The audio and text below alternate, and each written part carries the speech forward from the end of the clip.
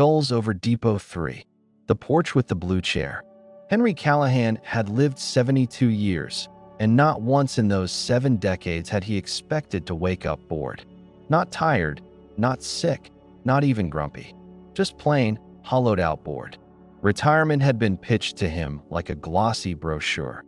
The freedom of lazy mornings, crossword puzzles on the porch, fishing when he pleased, and grandchildren tumbling through the house. And while some of that had come true, the crossword puzzles and occasional fishing trips, at least, the truth was, most mornings stretched out like an empty two-lane highway through Kansas. He sat in his favorite spot, the creaking blue rocking chair on the porch of his modest home in Port St. Lucie, Florida. It was January, but that meant nothing here. The sun was already burning hot enough to make his sweet tea sweat in its glass. Another day in paradise, Henry muttered, though the words had lost their shine. Across the street, his neighbor Dolores was already power walking with 2 little hand weights bouncing by her sides, moving like she was late for an appointment with destiny. She waved at him as if she'd just won the lottery. Dolores was in her late 60s, but looked 20 years younger, always beaming, always signing up for dance classes, gardening clubs, and God knows what else at the community center. Henry tipped his glass in response, but stayed put. The idea of joining some senior shuffleboard league made him want to crawl right out of his skin. And that was when he noticed it. The letter, wedged between the local paper and the grocery coupons on his porch table, sat a plain white envelope, hand-addressed. He leaned forward, frowned. Nobody wrote letters anymore, not unless it was a wedding invitation or bad news. The handwriting was neat but unfamiliar, looping and old-fashioned. He picked it up, turned it over. No return address, just his name, Henry Callahan. His heart gave a strange little kick. He hadn't felt curious in months. Inside was a single page, cream-colored, written in fountain pen. Henry, we've never met, but I believe you once knew my grandmother. She always said you held the key to a story she never told. Please, before it's too late, meet me at the lighthouse on Saturday. L. Henry blinked at the note. A grandmother? A story he never told? The glass of tea sweated harder in his hand as he read the words again. He hadn't been to the old lighthouse in decades. Not since. He set the letter down slowly, the rocking chair creaking beneath him. For the first time in years, Henry felt something other than boredom. He felt the stirrings of an adventure. Chapter 2. The invitation nobody expected. Henry didn't mention the letter to anyone. Not to his daughter when she called to remind him about the twins' soccer game. Not to his buddy Frank at the barber shop. Not even to Dolores, who would have pounced on the story like a cat with a new toy. Instead, he folded it neatly and slid it into the back of his wallet, where the leather was cracked and soft. Every time he reached for a dollar bill, the envelope whispered against his fingers like a secret. Saturday came faster than he thought it would. He hadn't been nervous about something in years, but that morning he felt like a teenager again. Back before cell phones. Back when you had to show up if you wanted answers. He drove his old Buick down the coastal highway. The windows cracked just enough to let the salt air fill the car. The lighthouse loomed in the distance, whitewashed and stubborn against the bright sky, the same as it had when he was a boy. And as he pulled into the sandy lot, Henry realized 2 things at once. He wasn't alone. Whoever L was, they were already waiting for him. Chapter 3. A stranger named Lily. She was sitting on the bench near the base of the lighthouse, a book in her lap and a tote bag at her feet. Mid-30s, maybe younger, with auburn hair pulled back in a ponytail and sunglasses that were too big for her face. When she noticed Henry, she stood quickly and gave a small, nervous wave. "Mr. Callahan?" she asked. Henry hesitated, half expecting a prank, half expecting some scheme about to unfold. But curiosity, that long-lost spark, nudged him forward. "That's me," he said cautiously. "And you must be?" "Lily," she said. "Lily Davenport."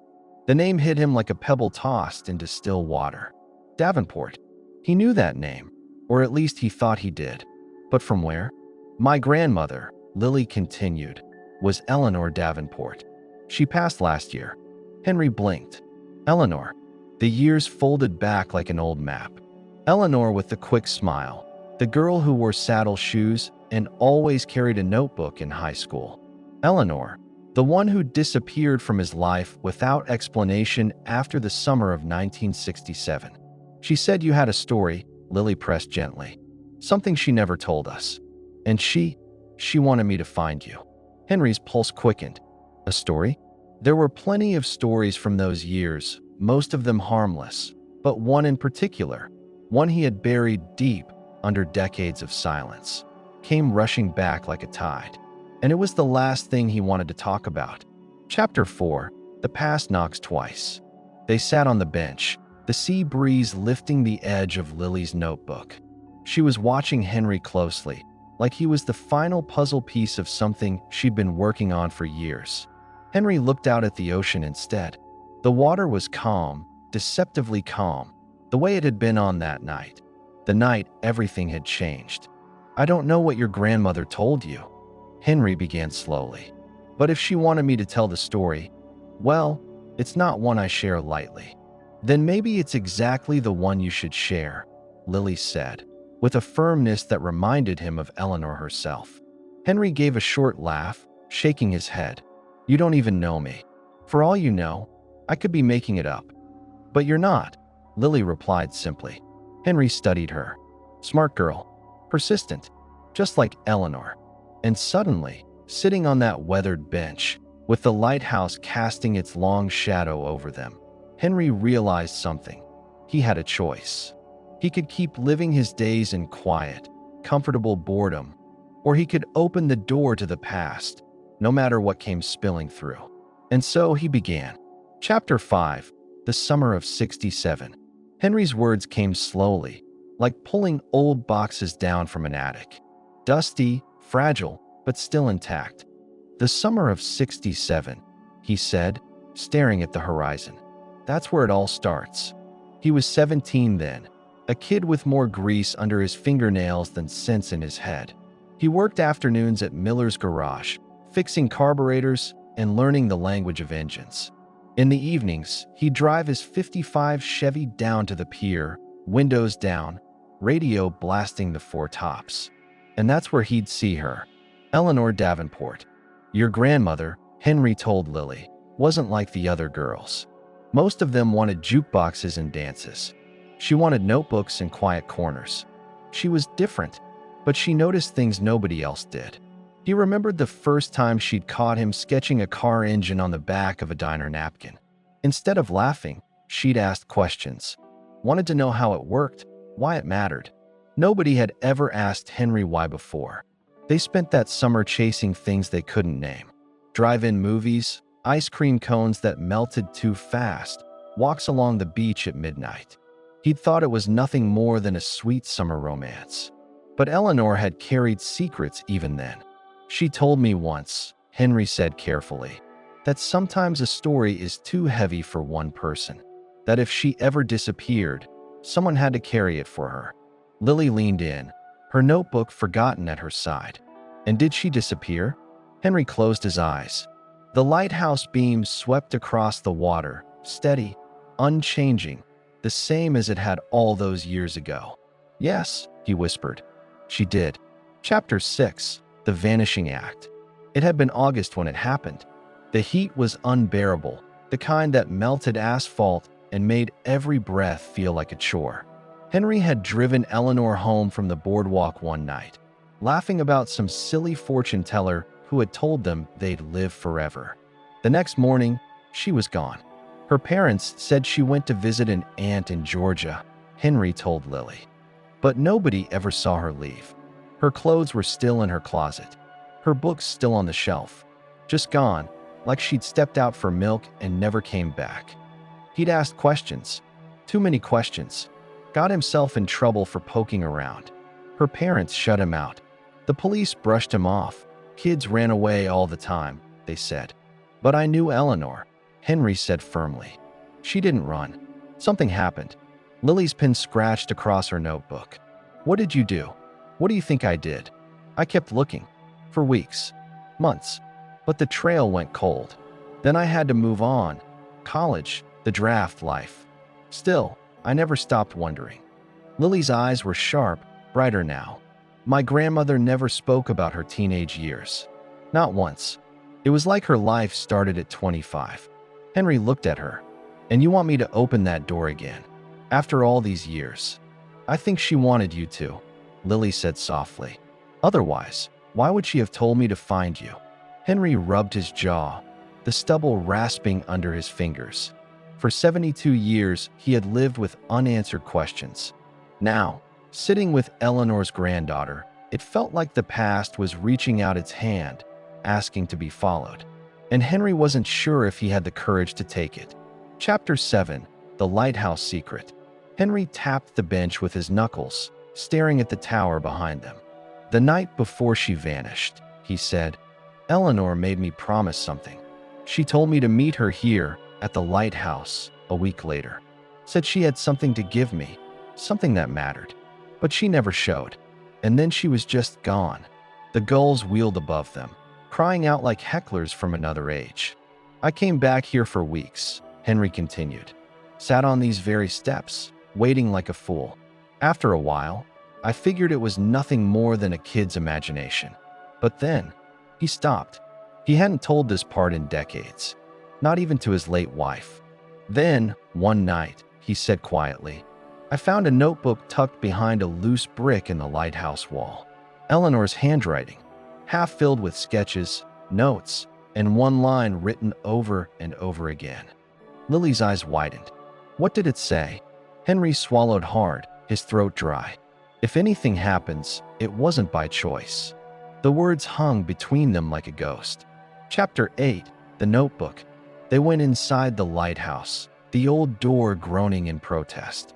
The place smelled of damp stone and sea air, the way Henry remembered it. He guided Lily to the wall where he'd once found the notebook. Of course, it was gone now. He'd kept it for years, tucked away in a shoebox in his closet.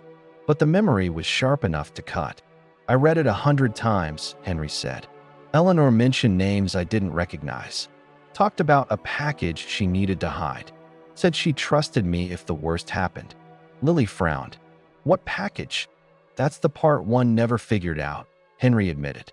I was 17, more interested in cars and girls than mysteries. But she sounded scared. Lily scribbled furiously. Do you still have the notebook? Henry hesitated. Yes, in my house. Haven't touched it in years. Then that's where we need to start, Lily said firmly. Henry chuckled, shaking his head. You're dragging a 72-year-old man back into a mystery from half a century ago. You realize how crazy that sounds. Lily closed her notebook and met his eyes. Maybe, but if Eleanor left behind something important, don't you want to know what it was? Henry felt the weight of the years pressing down on him. Retirement had been a long road of sameness, but now he felt the gears shifting again. All right, he said, standing with a grunt. Let's go find that shoebox. Chapter 9: The Shoebox in the Closet. Henry's house wasn't anything fancy, just a one-story ranch in a neighborhood of identical one-story ranches, the kind developers stamped out in Florida during the 80s. He'd lived there nearly 30 years. Every creak of the floorboards and every squeak of the screen door was familiar as his own heartbeat. Lily followed him in, glancing around. It's cozy. Henry gave a dry laugh. That's a polite way of saying outdated. My daughter's been after me to modernize the place. You know, stainless steel appliances, smart speakers, the works. I told her if the fridge keeps the milk cold, I don't see the problem. He led Lily down the hallway to the bedroom. The closet smelled faintly of cedar and aftershave. With a grunt, Henry dragged down a battered shoebox from the top shelf. It rattled with the sound of old mementos, coins, photographs, the detritus of decades. And nestled at the bottom was the notebook. The cover was faded blue, the edges curled, the pages yellowing but intact. Henry sat on the bed, turning it over in his hands. Haven't looked at this since. Lord, I don't even remember. He opened it slowly, and the years peeled back. Eleanor's neat handwriting sprawled across the pages. Little sketches of the pier, notes about people in town, cryptic sentences that made no sense on their own. And there it was, near the middle, written 3 times in heavy ink. If anything happens, it wasn't by choice. Henry's chest tightened. I wasn't imagining it. Lily leaned over his shoulder. Wait, what's this? She pointed to the margin, where Eleanor had drawn a lighthouse with an arrow pointing toward its base. Next to it, in smaller letters, hidden here, only Henry. Chapter 10, Supper at Sundown. Before Henry could process it all, his phone buzzed on the nightstand. It was his daughter, Margaret. He sighed, answering. Hey, kiddo. Dad, you missed dinner with the boys tonight, Margaret said. They were disappointed. What's going on? You sick? Henry glanced at Lily, who was pretending not to listen while flipping through the notebook. He chose his words carefully. Just busy with something. Margaret laughed. Busy? You're retired, Dad. The busiest thing on your calendar is the senior discount at Publix. Very funny, Henry muttered. All right, Margaret said. But promise me you're not overdoing it. You know how you get when you get wrapped up in something. Henry's eyes lingered on the notebook. Wrapped up didn't begin to cover it. After the call, Lily insisted on making supper. She raided his fridge, putting together grilled cheese sandwiches and tomato soup. Simple, comforting, the kind of meal Henry hadn't had since his wife passed. They ate at the kitchen table, the setting sun painting the walls orange. Henry found himself telling Lily about things he hadn't thought of in years. How his wife hated driving on I-95, how the neighborhood used to be full of kids playing stickball, how the best milkshakes in town came from a drive-in that no longer existed. For a moment, the mystery faded, and Henry simply felt alive again, sharing food, swapping stories, remembering he wasn't just a man waiting out his years. But when Lily slid the notebook across the table and tapped the sketch of the lighthouse, reality returned. We have to go back, she said. Henry wiped his mouth with a napkin and looked at her. The last rays of sunlight caught the edge of the notebook, making it glow. Yeah, he said softly. I think you're right. Chapter 11, Back to the Lighthouse. They drove back after dark, the Buick's headlights cutting through the salt-thick night air. Henry hadn't driven at night much lately. His daughter nagged him about his eyesight. But tonight he felt steady, almost young again with the wheel under his hands and purpose in his chest. Lily fiddled with the radio until she landed on an oldies station. The Four Tops, she said, smiling as the music filled the car. Henry laughed. Now you're speaking my language.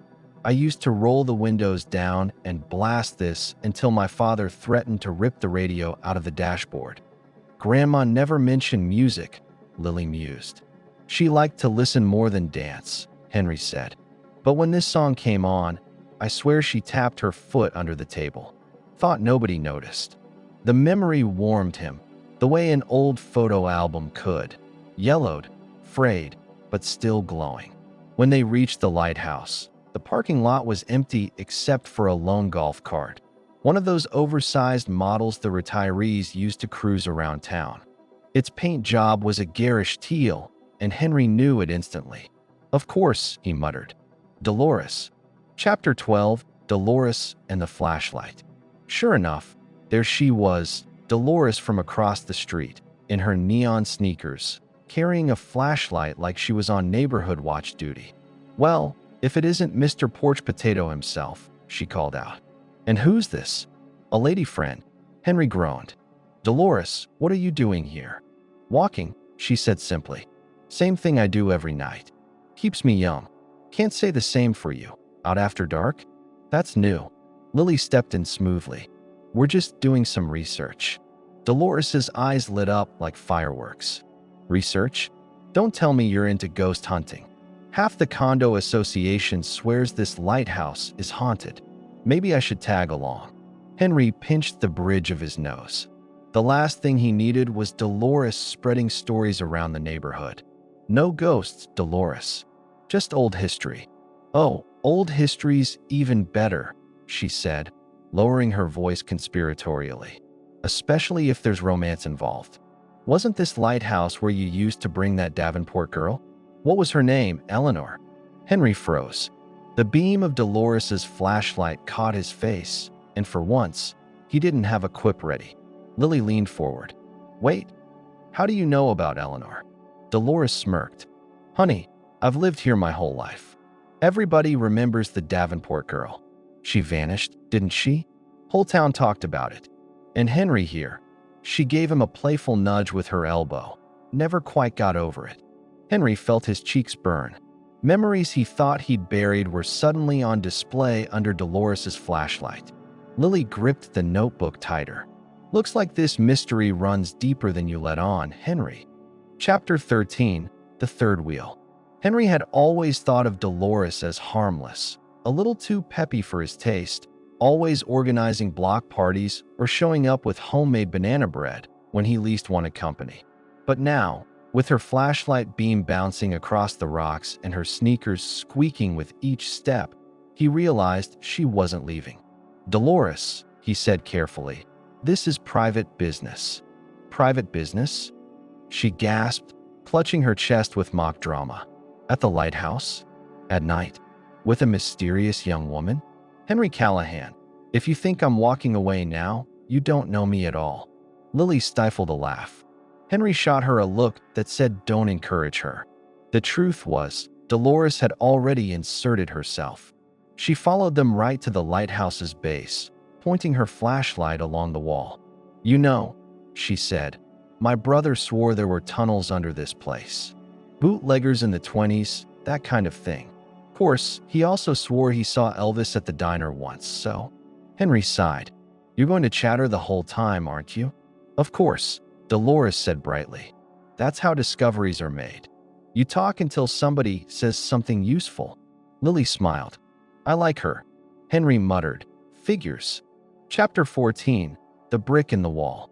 With Dolores shining the light and Henry running his fingers along the stone, they eventually found it. A brick at the base of the wall that shifted ever so slightly. Henry's heart thudded. It was the same spot where he'd found Eleanor's notebook 50 years earlier. Help me with this, he said. Together, he and Lily pried it loose. Dust fell, and behind it was a narrow cavity. Empty. Henry cursed under his breath. Too late. But Dolores crouched down, peering inside. Wait, what's that? She reached in and pulled out a rusted tin box, about the size of a lunch pail. Its lid was corroded, but the latch still held. Well, Dolores said, eyes sparkling. Looks like you two were about to miss the good stuff. Henry took the box carefully, brushing away the dirt. He hadn't felt this kind of nervous excitement since he was a teenager, waiting for Eleanor to slip him notes in algebra class. Inside, after some prying, were a bundle of papers wrapped in oilcloth, a faded photograph of Eleanor, and, most curious of all, a brass key on a fraying string. Lily gasped. This is what she left. Dolores tilted her head. A key? To what? Henry stared at the small object in his palm, his mind whirring. He didn't have the answer, but he knew one thing. The mystery had just deepened. Chapter 15, Supper Club Gossip. They brought the tin box back to Henry's kitchen table. The three of them sat around it like conspirators, the brass key gleaming under the overhead light. Lily carefully unwrapped the oilcloth bundle. Inside were pages of notes in Eleanor's familiar hand, though age had browned and curled them. Most of the writing was mundane, diary-like entries about summer days, small sketches of seashells, scribbles of song lyrics. But then, halfway through, there were lists of names. Some Henry recognized, teachers, local kids from the old neighborhood. Others were unfamiliar. And at the bottom of one page was a phrase underlined twice. Depot 3, key required. Henry frowned. Depot 3? Never heard of it. Dolores leaned back in her chair, sipping the sweet tea she'd poured herself without asking. Sounds like the old freight depot out by the citrus plant. Back in the 60s, kids used to dare each other to sneak inside. My cousin worked there for a while. Said the place was crawling with shady characters after dark. Gambling, maybe more. Henry and Lily exchanged a look. Dolores shrugged, as if it were nothing more than harmless neighborhood trivia. But to Henry, it was a revelation. He remembered Eleanor once hinting she'd seen something she shouldn't have that summer. Maybe this was it. Chapter 16, The Photograph. Lily picked up the faded photograph from the tin. It showed Eleanor at about 17, smiling shyly at the camera. But the background wasn't the pier or the school. It was the freight depot, a low brick building with its number painted in big white letters, 3. Henry's chest tightened. I know that place. Haven't thought about it in decades. Dolores squinted. You sure that's Eleanor? Doesn't look like her to me. Too serious. Always thought of her as a dreamy type. She had both sides, Henry said softly.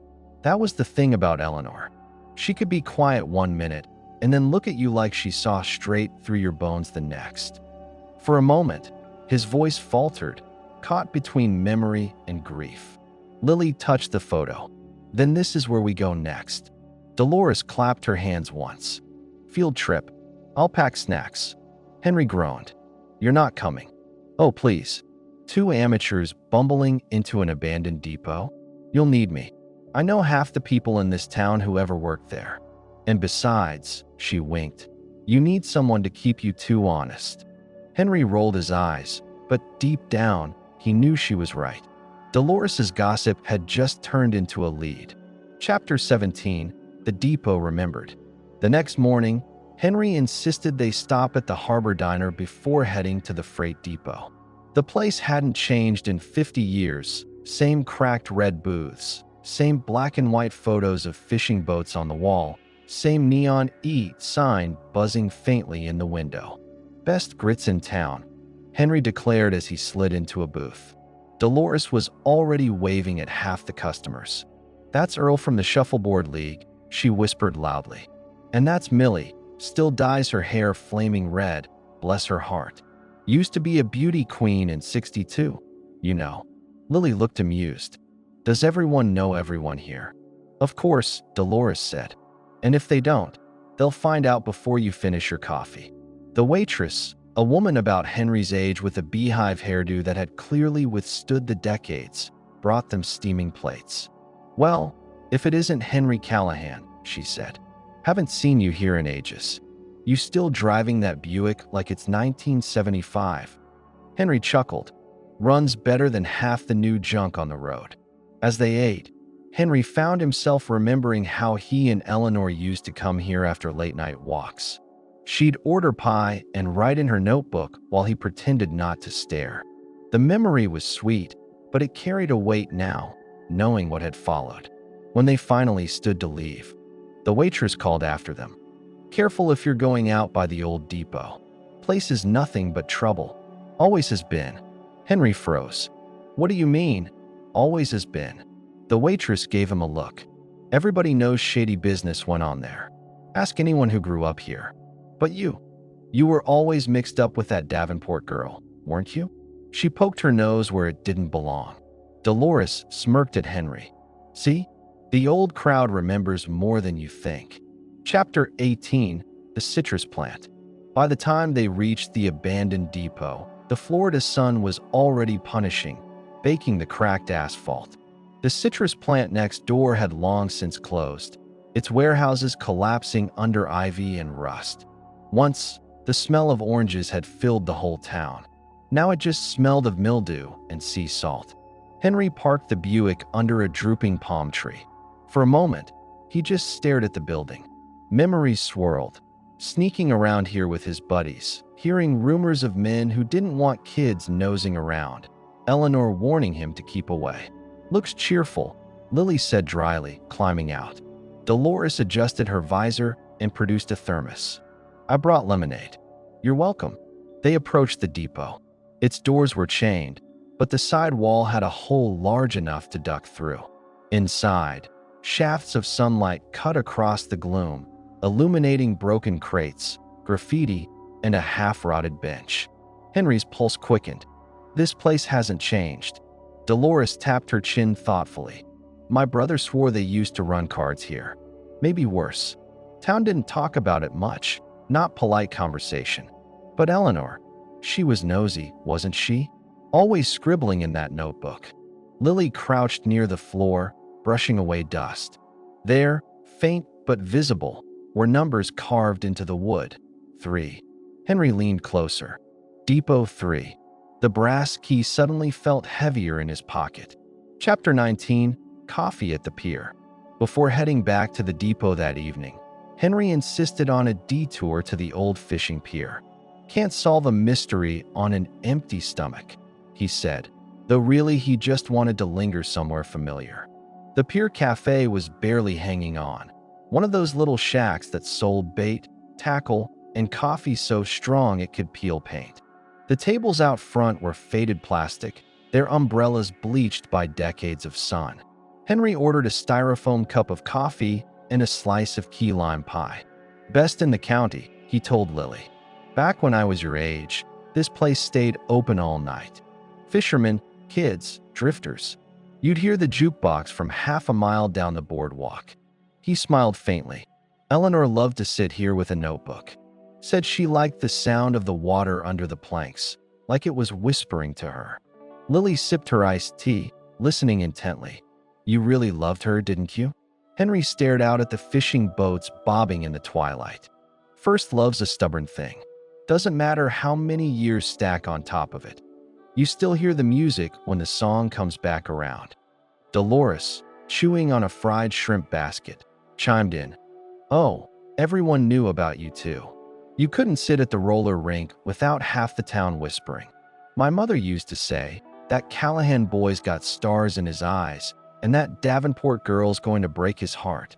Henry gave her a look, but he couldn't help chuckling. Your mother wasn't wrong. Chapter 20. The Locked Compartment. They returned to the depot after dark, the heat of the day finally giving way to the cool, damp smell of weeds and rust. The old freight office was still mostly intact, its wooden counter sagging but recognizable. Henry traced his hand along the paneling until he found it, a small metal compartment set into the wall, barely noticeable. The keyhole was so corroded it looked like nothing could open it. But when Henry slid the brass key in, it turned with surprising ease, like it had been waiting all these years. The door creaked open, revealing a hollow space inside. Dust puffed out, making Lily cough. Henry reached in slowly and pulled out a manila envelope, sealed with brittle tape. Dolores leaned in, eyes wide. "Oh, this is so much better than bingo night." Henry carefully tore the envelope open. Inside were faded photographs, men in suits gathered around crates, money exchanging hands. And in the corner of one photo, Eleanor herself, caught mid-step, her expression startled, as if she'd been discovered. Lily's face went pale. She saw something dangerous. Henry's hands trembled as he flipped through the photos. Each one made the knot in his chest tighter. "She was in the wrong place at the wrong time," he whispered. Dolores shook her head. "No, Henry. Eleanor wasn't the type to wander into trouble. If she was here, it's because she was looking for something." Henry stared at the photograph of Eleanor, her eyes wide, frozen forever in that moment. He suddenly felt the years collapse around him, as if he were 17 again, standing outside the depot, wondering why she hadn't shown up at the lighthouse. Now he knew. She'd found something she was never supposed to see. Chapter 21. Porch Reflections. After leaving the depot, Henry drove slowly back to his house, windows down, letting the warm Florida night air mix with the scent of jasmine from his neighbor's garden. The brass key and the photos rested on the passenger seat beside him, heavy with secrets.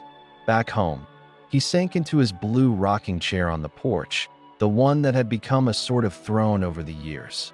He watched the fireflies begin their dance across the lawn and listened to the distant hum of air conditioners and night insects.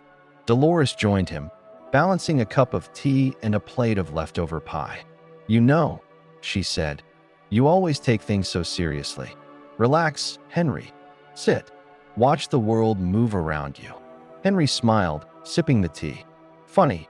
I feel like I've been waiting decades for something to happen, and now it's all happening at once." Lily wandered out to the porch with the envelope in her hands. "She left all this for you," she said softly, "but she trusted me to help make sense of it." Henry leaned back, letting the rocking chair creak beneath him.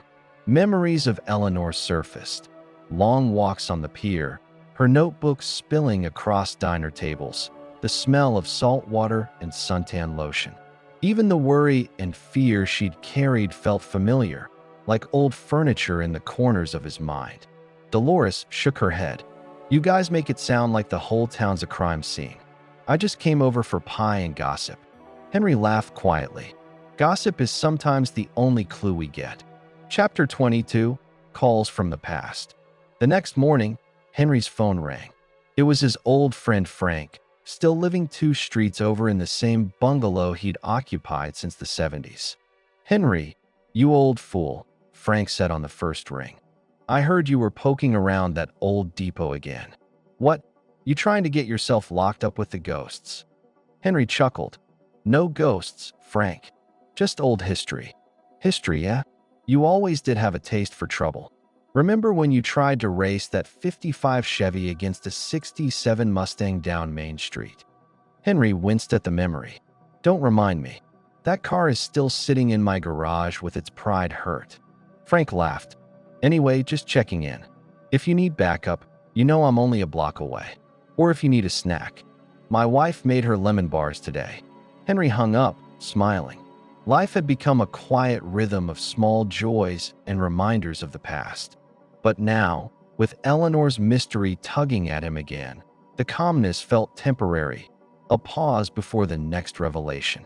Lily joined him later in the morning. "Are you ready to look through the photos again?" Henry nodded, feeling the weight of nostalgia settle into his bones. "Yes, but let's have breakfast first. Can't solve the past on an empty stomach." Dolores arrived shortly after, carrying a thermos of iced tea and her signature, relentless chatter about the old crowd. Even in the midst of danger, life in small-town Florida went on, a mix of gossip, pie, and memories that refused to be forgotten. Chapter 23, Morning Rituals. Henry's mornings had a predictable rhythm, one that grounded him even as the past began intruding on his quiet retirement.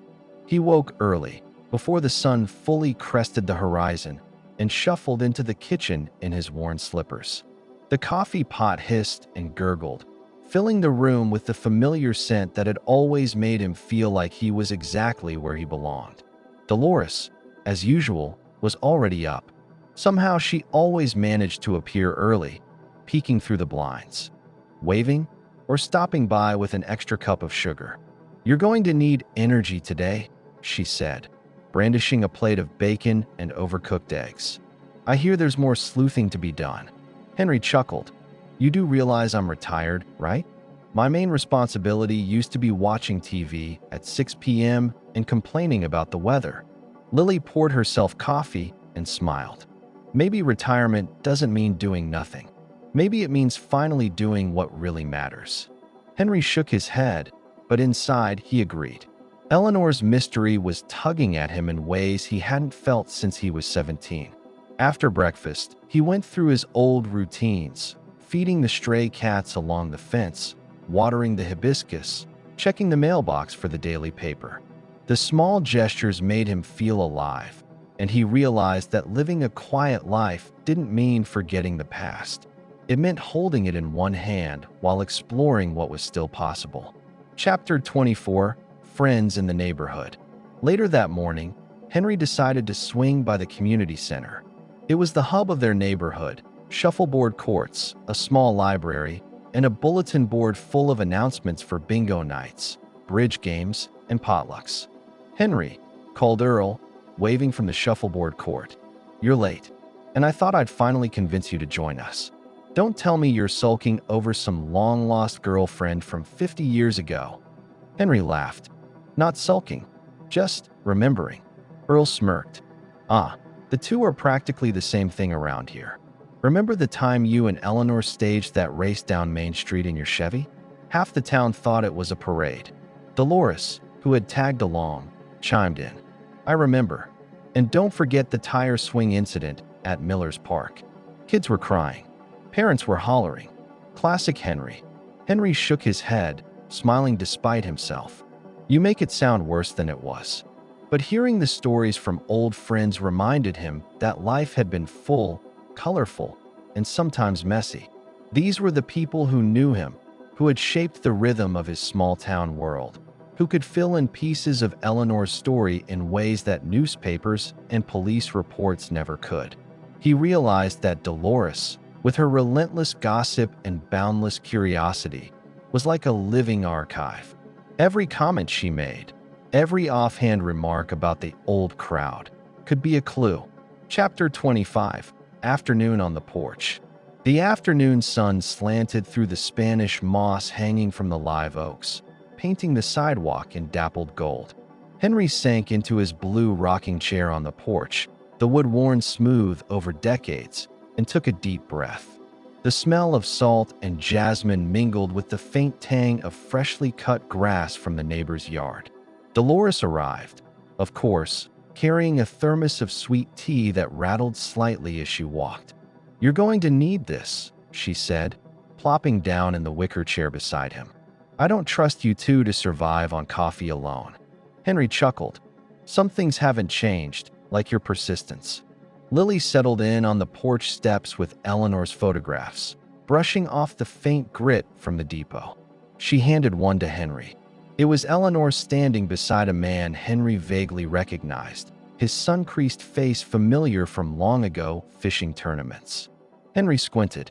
"I remember him. Joe Faraday. Owned the bait shop on the pier. Always had a cigar in his mouth and a story to tell. Smelled like fish and smoke." Dolores leaned forward eagerly. "Oh, Joe. The one who could tell you how to catch a snook even if you'd never held a rod in your life? He used to bribe us kids with orange slices and fudge just to help clean the nets." Henry laughed aloud. "Exactly. And the smell of orange rinds and tar combined with fish guts? That's a scent you never forget." Even as the mystery of Eleanor tugged at him, these small details, the sticky sweetness of citrus, the briny tang of the sea, the hum of cicadas, reminded him that life had texture, color, and depth beyond the missing pieces. Chapter 26. Evening Walks and Memories. As the sun sank lower, painting the sky in streaks of coral and lavender, Henry and Lily decided to walk the old boardwalk by the fishing pier. The wooden planks creaked under their weight, worn smooth by decades of flip-flops, sneakers, and bare feet. "Do you ever miss it?" Lily asked quietly. "The pier, the summer nights?" Henry inhaled deeply. The tang of salt water, the faint smoke from a distant grill, the laughter of children carried on the wind, it all flooded him with memory. "Of course I do. That smell of the ocean at sunset, the sound of a pelican diving, you can't forget it." "Not really." Dolores, trotting along behind them, pointed at the small ice cream shack still clinging to the end of the pier. "Best vanilla in the county. My grandmother used to swear it could fix any broken heart." Henry smiled. He remembered Eleanor laughing there, her notebook balanced on her knees, trying to capture everything in sketches and words. "She loved this place," he said, "even when it was too hot to sit outside." Lily glanced at the horizon. "It's beautiful. You were lucky to grow up here." Henry nodded, the weight of years pressing gently on him. Lucky, yes, and lucky to remember it. He realized that the nostalgia itself was guiding them. The smells, sounds, and tastes of the town weren't just background. They were clues, markers of the life Eleanor had lived, and the life he had nearly forgotten. Chapter 27. Morning Rituals Revisited. The next morning, Henry awoke to the soft hum of air conditioners humming in the early Florida heat. The smell of dew on freshly mown grass drifted through his open window, mingling with the faint tang of the nearby sea. He stretched in his worn blue armchair, listening to the distant chirp of mockingbirds and the occasional bark of a neighbor's dog. Dolores arrived, as she inevitably did, before he'd even finished brewing his coffee. "I brought breakfast," she declared, plopping a paper bag full of pastries and bananas on the kitchen table. I don't trust you to eat anything that doesn't come pre-fried or slathered in butter." Henry chuckled. "I'll survive." Somehow, Lily joined them, balancing Eleanor's photographs and notes. They all settled at the table, the sunlight warming the linoleum and throwing a gold sheen across the old tin box that still held the key. Dolores rifled through the papers before Henry could stop her. Here's Joe Faraday again. Now this guy was a character. Used to take kids out on his boat and swore he caught a tarpon so big it nearly tipped the pier once. Never happened, of course, but every kid in town believed it." Henry laughed at the memory. "And the smell of diesel, fish guts, and orange rinds. Unforgettable." Eleanor loved sketching on those trips, too. You could see the wind in her hair, the way she'd squint against the sun. Even as the nostalgia swept through him, the brass key and the photograph sat heavily on the table. He knew the memories weren't just for comfort. They were a map, a guide back to the mystery Eleanor had left for him. Chapter 28. Afternoon Strolls and the Old Diner. After breakfast, Henry suggested a walk. "We need to talk over the photographs where people might remember details. Memories you don't get from newspapers," he said, referring to Lily's growing obsession with the depot photos. They wandered down the familiar streets of Port St. Lucie. The cracked sidewalks were lined with oaks, palms, and the occasional hibiscus in full bloom. Children played on bicycles, the metallic ring of their bells echoing faintly. They stopped at Marty's Diner, a relic of the 1960s that somehow survived the modern fast food craze. Its checkered floors squeaked underfoot, the neon signs buzzed faintly, and the smell of grilled onions, coffee, and fresh bread filled the air. "Sit," Henry said to Lily. "We'll get a pie slice and talk through the notes." Dolores waved at the counter, where the cook recognized her immediately. "2 lemon pies to go," she called. "And tell Marty I said hi." Henry and Lily studied the photographs while the pie cooled beside them. Dolores began chattering about the old crowd, people in the images whose lives intertwined with Eleanor's.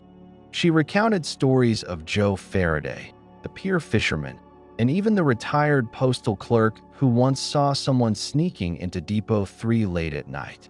Henry listened intently. Each story, no matter how mundane or exaggerated, was a thread. A stray comment here, a half-remembered incident there. Combined, they began forming a map of what Eleanor had discovered. The diner smelled of nostalgia, coffee strong enough to sting, pies with a hint of Florida citrus, and the faint perfume of decades-old linoleum. Henry felt the past come alive, like it had been waiting patiently for him to notice again. Chapter 29. A Day in the Life. Henry's day began with the usual ritual, the slow shuffle to the kitchen, the hiss and gurgle of the coffee pot, and the faint smell of salt in the air from the nearby inlet. The first light of morning filtered through the blinds, painting stripes across the counter where Dolores had already placed a plate of over-toasted muffins. "Morning, sleepyhead," she said cheerfully. "I brought the good sugar this time. None of that low-cal nonsense." Henry grunted a reply, savoring the warmth of the coffee in his hands. The cat, a scrappy orange tabby he had rescued years ago, brushed against his leg, purring insistently. Small comforts, he thought, the things that made a house a home. Lily arrived mid-morning, carrying Eleanor's photographs and notebook, which she spread out across the dining table. Henry studied her expressions as she handled the items with reverence. "She trusted you," he murmured, "even after all these years." Dolores, of course, immediately started commenting on the photos. "That's Marge Larkin. She worked at the Pier Ice House. Swore she saw a couple of shady guys moving crates late at night. You didn't hear it from me. She told me in confidence." Henry leaned back in his chair, letting the memories wash over him. The smell of ice on the pier, the faint metallic scent of tar, the laughter of kids chasing pelicans along the boardwalk. Eleanor had loved it all, the textures, the smells, the life of a small town by the sea. Chapter 30. Lunch at the boardwalk. By midday, the trio decided to take a break. Henry drove them to the old boardwalk, a narrow wooden path stretching along the inlet, lined with bait shops, souvenir stands, and a handful of aging fishing boats.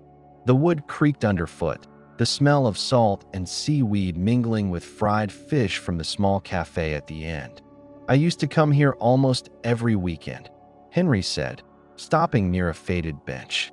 Eleanor loved it. She'd sketched the boats, the gulls, even the way the sunlight hit the water. Dolores, carrying a thermos of lemonade, pointed at a distant figure fixing nets on a small boat. "That's Old Man Peters.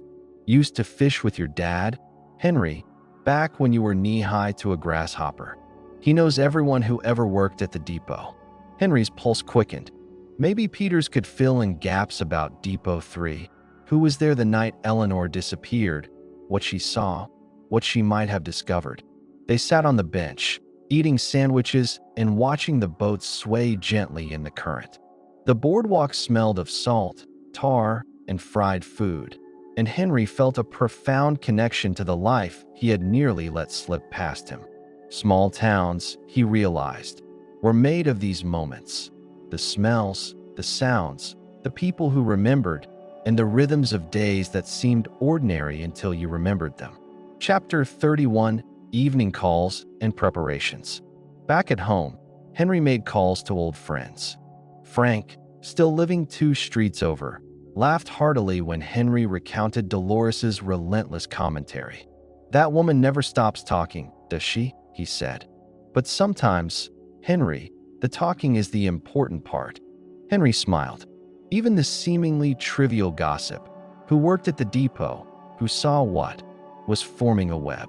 Eleanor's story, long buried, was slowly revealing itself. Lily and Dolores helped him prepare for the next visit to Depot 3. Maps were spread across the kitchen table, notes scribbled on scraps of paper, and Eleanor's photographs pinned in order. Every detail mattered, and every smell, every creak of the floorboards, every flicker of sunlight through the blinds reminded Henry that he was still alive, still capable of pursuing what had been left unfinished. The sun dipped below the horizon, turning the sky a deep coral. Fireflies blinked on the lawn, and the faint hum of night insects filled the air. Henry, sipping a final cup of coffee, felt the mixture of fear, anticipation, and nostalgia settle into him like a comfortable old coat. Tomorrow, they would go back to Depot 3. Tomorrow, they would uncover more of Eleanor's secret. Chapter 32: Dawn at the Docks. Henry woke before sunrise, the faint orange glow seeping through the blinds. The humid Florida air smelled of salt and damp earth, and he could hear the faint whistle of a train in the distance. He pulled on his worn sneakers, rubbed the sleep from his eyes, and prepared for a day he knew would be long. Dolores was already waiting outside with 2 thermoses, one filled with sweet tea, the other with black coffee. "You're lucky I didn't bring muffins too," she said, laughing. Nothing like a hot Florida morning to get the blood flowing. They drove slowly to the docks, the sun rising over the water, painting everything in shades of pink and gold. The air smelled of tar, fish, and the faint scent of diesel from the boats bobbing gently in the tide. Henry ran a hand along the railing of the pier, remembering past mornings with Eleanor. The way she sketched the boats while he fished, the sound of gulls squawking overhead, the faint sweetness of oranges peeling in the nearby market. Nostalgia washed over him like warm water. Lily spread out the photographs on the hood of the Buick. Dolores began reciting what she remembered about Joe Faraday and the other depot workers. Her chatter seemed endless, but Henry listened intently. Every anecdote, no matter how trivial, felt like a breadcrumb. Faraday used to brag about Depot 3. Dolores said, shading her eyes against the sun. Said it was foolproof. No kid could get in without him knowing. But Eleanor, she had a way of seeing through things. Henry nodded slowly. She always did. Chapter 33: Depot 3 Revisited. By mid-morning, they arrived at Depot 3. The building loomed like a relic of another era. red bricks streaked with rust, ivy crawling up the walls, windows grimy and cracked. The air smelled of mildew, old wood, and the faint tang of citrus from the abandoned groves nearby. Henry paused at the entrance. Memories surged, sneaking around as a teenager, hearing footsteps echo in the empty hallways, Eleanor's whispered warnings. Dolores tugged at his sleeve. "Come on, you're not going to let an old building scare you, are you?" Inside, the light slanted through cracks in the boards, casting long shadows. Dust hung in the air, thick and sweet with the scent of age. Henry led Lily and Dolores to the small metal compartment he had opened days before. The envelope of photos and the brass key had guided them here, but now the space seemed even more mysterious in the full light of day.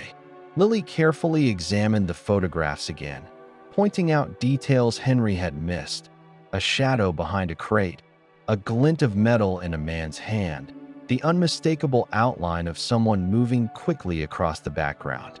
Dolores chimed in with half-remembered gossip. "That's Kenny Miles. Used to run errands for Faraday. Swore he never saw Eleanor there, but everybody knew she was curious, always asking questions." Henry felt a chill. Eleanor's curiosity had placed her in danger.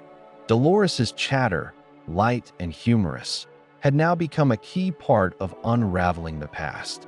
Chapter 34: Lunch at the Pier Cafe. By noon, the trio needed a break.